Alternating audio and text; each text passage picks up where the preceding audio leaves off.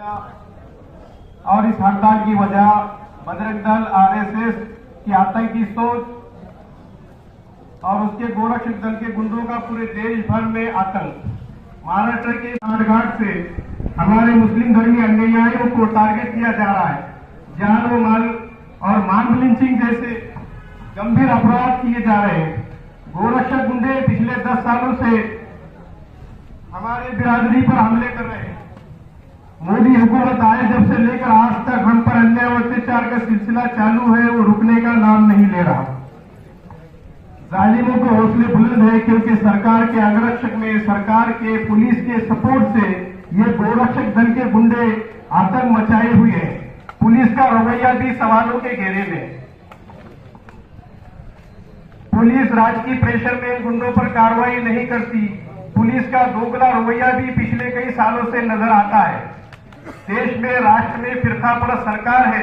जातिवाद अगर सरकार बनती है तो पुलिस भी जातिवाद करती हुई नजर आ रही है।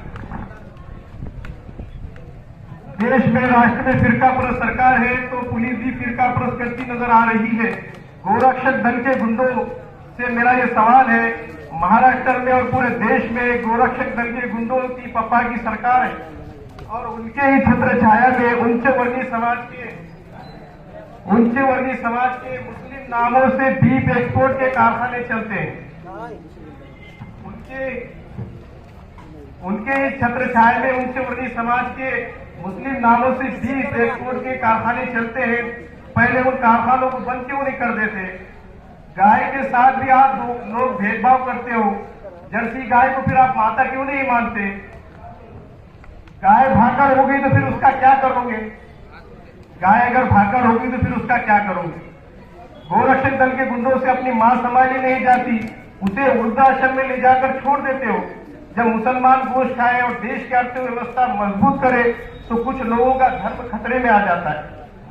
लेकिन जब भारत $3.91 बिलियन का बीफ गोश्त का विदेशों में मोदी सरकार बेचे तो विकास कहा जाता है। एक तरफ गौ माता की जय जयकार, दूसरी तरफ उन्हीं गौ माताओं की उच्च वर्गीय ब्राह्मणों की कंपनियों से अरबों रुपए में अरबों डॉलर में कमाई। गोरक्षकों, आपने कभी सरकार से सवाल किया है क्या हिंदू उच्च वर्गीय लोगों को कैसे जायज हो जाता है बीफ एक्सपोर्ट करना?